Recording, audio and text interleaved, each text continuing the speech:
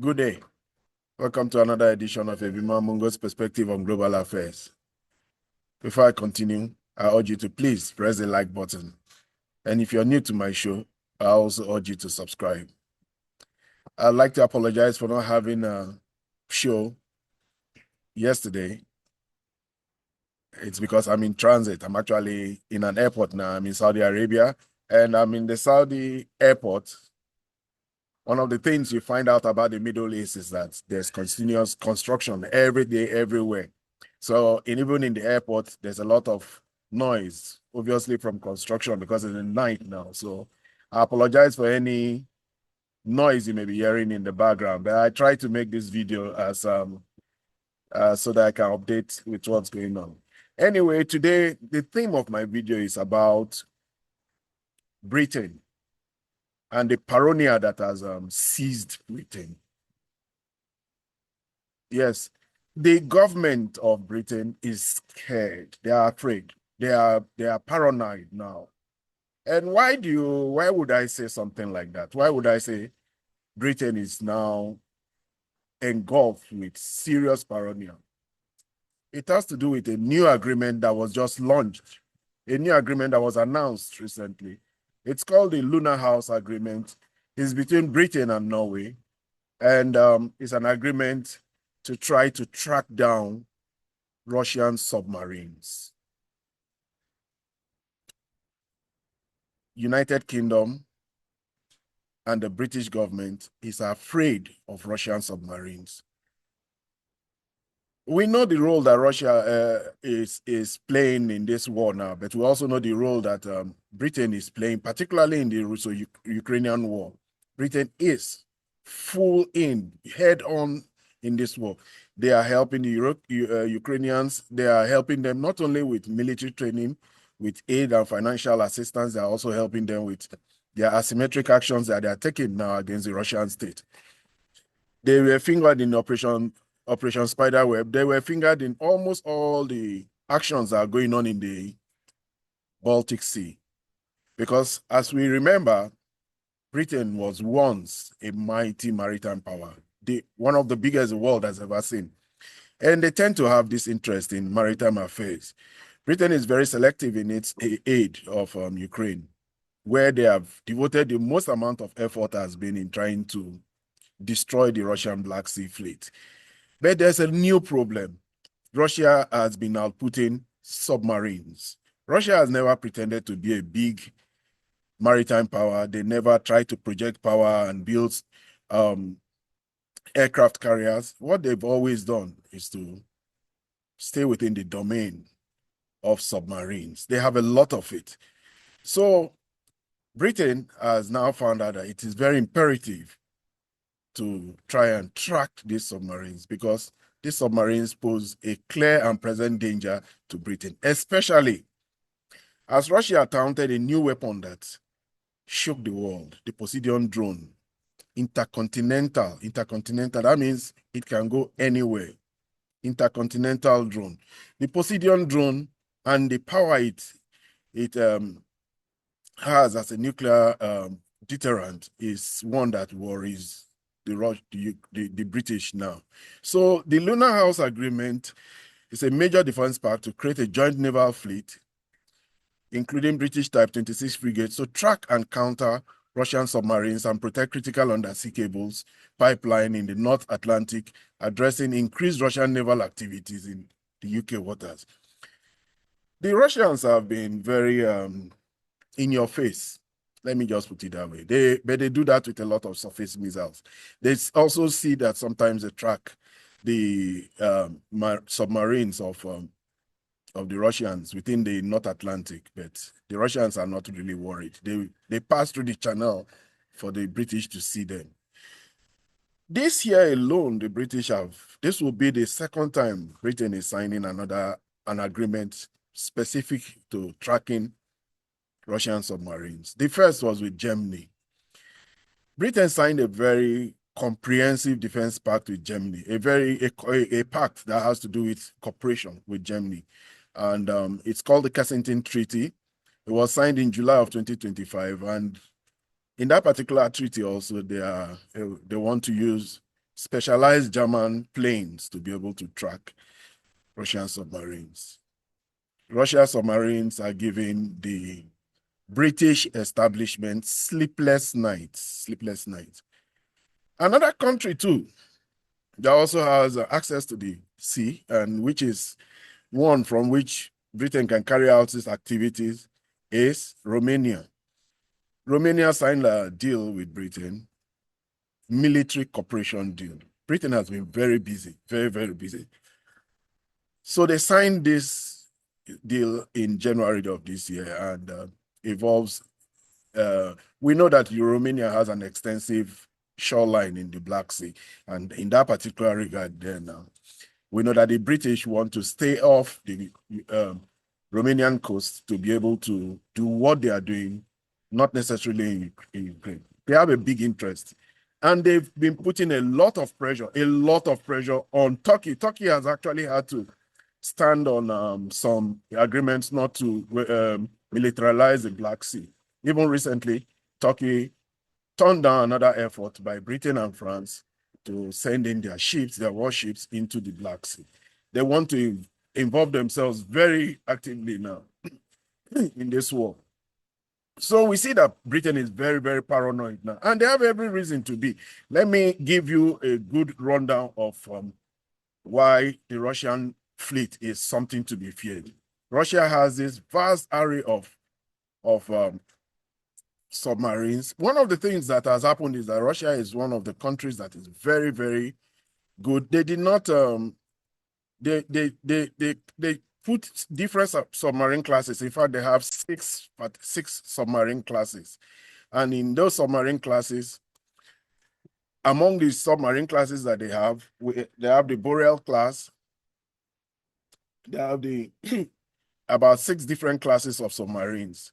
So Russia has, and these are all, they have 60, operates one of the world's largest submarine fleets, with estimates they are around 63 to 66, and they include nuclear ballistic missiles, nuclear attack submarines, some few diesels, and but recently they've been building out more and more of these different classes of submarines that are very important for the kind of activity they want, especially the Boreal class that is very huge, and it's like a spy submarine. It's one of the biggest submarines in the world now. And it has the Balava ballistic missiles. But we know now that the Russians now have hypersonic missiles that are a big threat. No answer to these missiles. And these include the Zircon missiles that they shoot from the Black Sea and using disturbing the Ukrainians a lot, destroying the Ukrainian energy infrastructure. But one of the biggest worry must be this revolution of the Poseidon intercontinental nuclear-powered submarine. And this is a new weapon system that joins another nuclear weapon systems like the Borisveshnik and the Oreshnik. The Russians have been now putting a lot of these weapon systems out there. Just recently also, we saw when President Putin went to inaugurate the latest submarine. Even now, they've already participated in the flag-raising ceremony of Prince Pozarsky. This was in July. But even now, they've just commissioned a new submarine again. I think Kadarov also. That was done by their defense minister. So this is the strength of the Russians. And the Russians have made this to create serious fear and paranoia for the British. But Britain is still continuing with its activities of helping Ukraine. And today, we got to see that there was yesterday. I'm flying through time zones now, so I don't even really know whether it is yesterday or today or the day before yesterday, because I came in from America, so time zones, I must have flown across over 12 time zones. But there was a meeting of the coalition of the willing, and Prime Minister Keir Starmer, a very strong supporter of. I think at this days now, Prime Minister Keir Starmer would have lost his noble position of the most fervent supporter of the Ukrainians to Frederick Miles. But nevertheless, he hosted a meeting of the coalition of the willing, and in that meeting of the coalition of the willing, we got to learn a lot about Zelensky's frame of mind and the frame of mind of the Europeans. This meeting in London continues with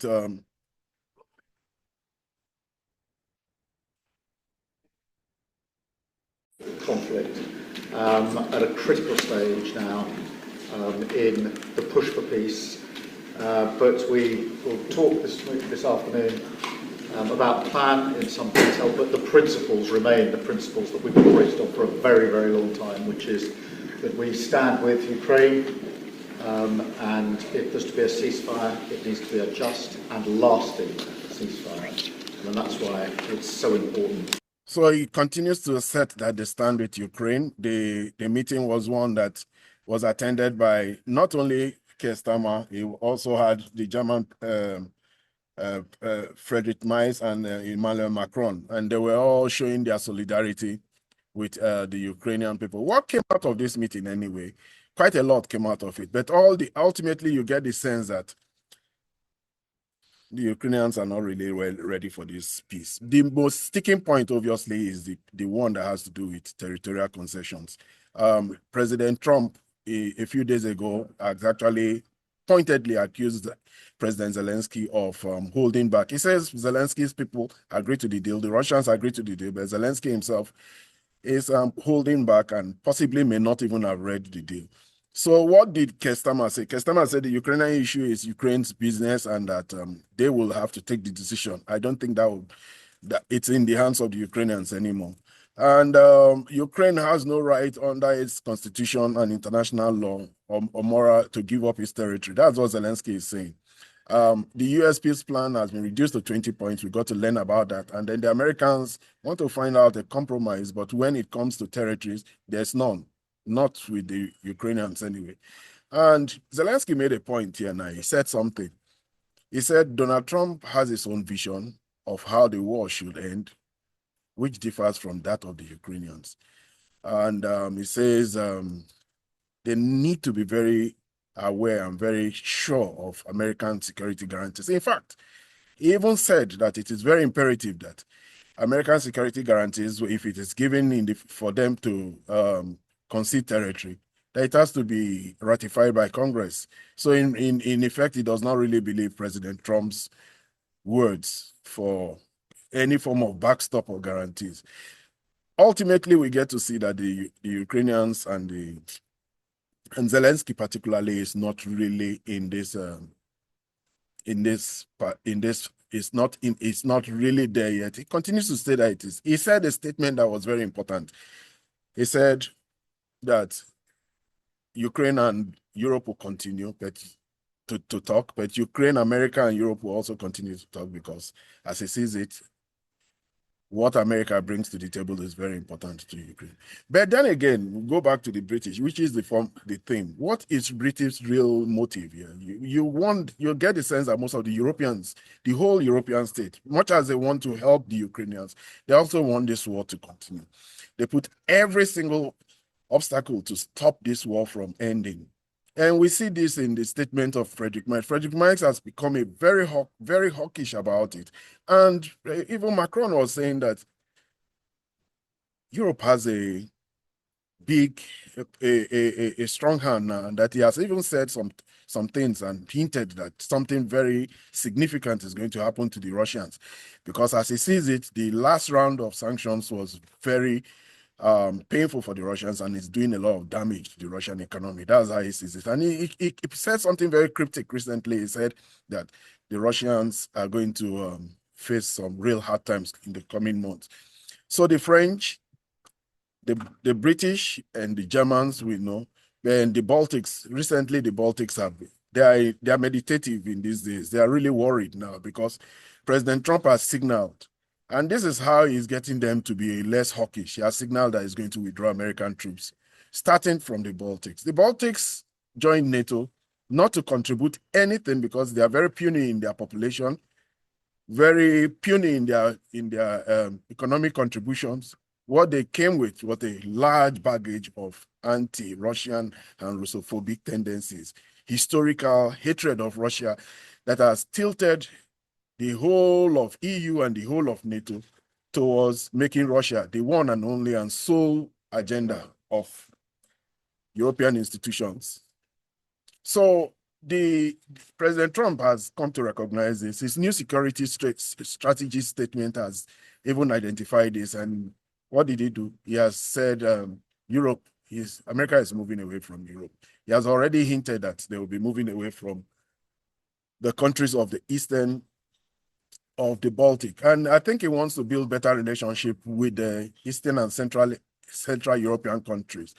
He has also hinted that he will want Poland to be a member of the G20. He's trying to build a relationship because he does have a good relationship with the president of Poland. That we know, but not with Donald Tusk. He's not a fan and friend of Donald Tusk.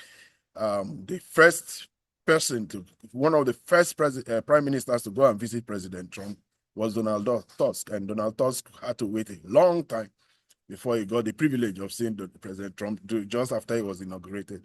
Anyway, going on to other matters, this worry, this determination of Europe continues. President Zelensky is at this very moment in Brussels. He just went and he has gone to meet the NATO Secretary General. Of course, he's trying to get to know how hear their points and see what kind of contributions they're going to make, especially as they have budgetary constraints. This budgetary constraint is one that is very painful for the Ukrainians. They are broke, they are being battered, their economy, their infrastructure is being destroyed, energy and logistic infrastructure. The attempt to rebuild it is it's going to be a very costly one. But that's not even half of their problem. They still have a government to run. They still have administrative costs to put out there. They have salaries to pay, and that's where the problem really lies. And that's because once the soldiers are not paid, we know that on a pay parity, the Russians are way, way, way ahead of the Ukrainians. So when the Ukrainians are not paid, that this war has already ended. It will be it will not help any form of patriotism. We see how Ukrainians are classifying a lot of their war dead as missing in action. The reason being that there are so many benefits that go to the widows and the families of soldiers that the Ukrainian state may not just be able to bear it. So they have an uncommonly large categorization of dead soldiers as missing soldiers. That way they stave off paying. So when they don't have this money and this money is not coming, there probably will be a collapse. Already we see the pressures that they're having on the battlefield, and this will definitely be the one that will push them finally into a full state of collapse. The news coming off the battlefield is one that is very harrowing. Civex has been overrun at such a pace that is quite shocking to even the observers, because Civex was a strong bastion, strong fortified bastion of the Ukrainians for the past 3 years. These last cities that the Russians are having to battle through, Kramatorsk, Sloviansk, and Kupiansk, and all these other, Konstantinovka, these are the most fortified. Definitely, Pokrovsk and Mirnograd are the most fortified. Mirnograd, though, the soldiers are not surrendering, and because they are not surrendering, they are paying a very big price. I have a video I will share, and it is one that shows us how very harrowing this war is for the Ukrainians and all. But in trying to help the Ukrainians in their finance problem, with their finances, he is currently now not only meeting with the NATO Secretary General, he's also meeting with Ursula von der Leyen. Ursula von der Leyen has her hands full. She's very determined to get hold of the Russian frozen assets, use the framework of the loan, the reparation loan, but it is still not enough. Already we see that Hungary has threatened to sue. Hungary has blocked it. Slovakia, we don't know what their role is so far, but we know their tendencies and their leanings. They have also said that they are going to block it. And and the Kayakalas and all of them, they are doing very desperately trying to find a way to raise this money and all that has been put out. I think the biggest blow to this attempt to raise the money, not only the fact that President Chancellor Merz and Ursula von der Leyen went to meet with the Prime Minister of Belgium to try to talk to him, assure him, and tell him that all the other countries will contribute. It still hasn't changed and he hasn't balked. So this is the big problem. The big problem is that if Ukrainians run out of money, Ukraine as a country will stop functioning, and as an administrative unit will stop functioning. And this is also coming at a time when President Trump has initiated strategies to undermine Zelensky through the anti-corruption deal. We get a lot of report these days. New York Times put out a report. We got another report also from the Telegraph. We get reports about corruption in Ukraine. But one of the big reports I got recently was one where regarding the battle situation. Let's talk a little bit about the battle situation. The battle situation is such now that even the mainstream media is beginning to acknowledge it. There's no pretense anymore. I have this story here now from the Telegraph. The Telegraph put out a